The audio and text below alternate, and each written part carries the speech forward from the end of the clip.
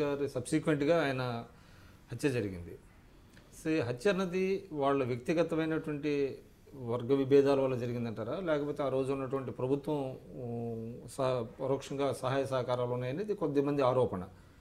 కానీ ఎన్టీ రామారావు గారు చూస్తే ఎక్కడ హత్య రాజకీయాలను ప్రోత్సహించినట్టు కనపడలేదు. అంటే ఆయన హత్య కేవలం వర్గ రాజకీయాల వల్ల జరిగింది అనేది ఒక వాదన ఉంది.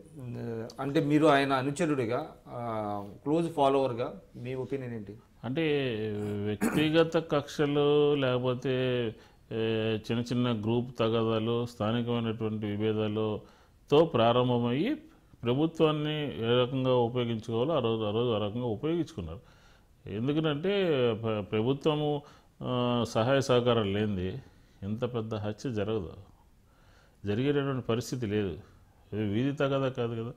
ఒక శాసనసభ్యుడు ఒక కోస్తా జిల్లాల్లోనే ఒక బలమైనటువంటి సామాజిక వర్గానికి సంబంధించినటువంటి ప్రతినిధిగా ఉన్నటువంటి రంగా గారిని ఆ రోజు రోడ్డు మీద నిరాహార దీక్ష చేస్తూ ఉన్నారు. గాంధీ గారి పద్ధతిలో పేద ప్రజల కోసం పట్టాలు ఇవ్వట్లేదు ఈ ప్రభుత్వము అని దానికి వ్యతిరేకంగా నిరాహార దీక్ష చేస్తాం.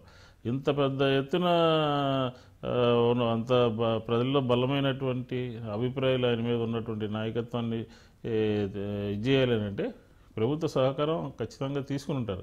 తీసుకోకుండా జరిగేటటువంటిది కాదు. ఎందుకంటే ఆ రోజు ఉన్నటువంటి గన్మెన్లు ఆయన ఆ సమయంలో పక్కకి వెళ్ళిపోయారని, అక్కడ ఉన్నటువంటి పోలీస్ యంత్రాంగం అంతా కూడా పైలటింగ్ చేసిందని చెప్పని, లేకపోతే రకరకాలైనటువంటి ఈ సహాయ సహకారాలు అంతా కూడా ఆ రోజు హత్యలు. దీక్షా శిబిరంలో ఆ రోజు మేము లేవు, కొంతమంది మిత్రులు అంతా కూడా బందర్లో ఉన్నాం. ఆ రోజు డిసెంబర్ 26, 1988 జరిగింది అది. కాబట్టి అది దురదృష్టకరమైనటువంటి సంఘటన. ప్రభుత్వ ఆశీస్సులతోనే స్థానిక నాయకత్వం చేసింది. కానీ ఆ హత్య తర్వాత అంటే దాంతో ఎటువంటి సంబంధం లేనటువంటి ఒక సామాజిక వర్గాన్ని బాగా టార్గెట్ చేసి నష్టపరిచారు అనేటువంటిది కూడా ఉంది కదా.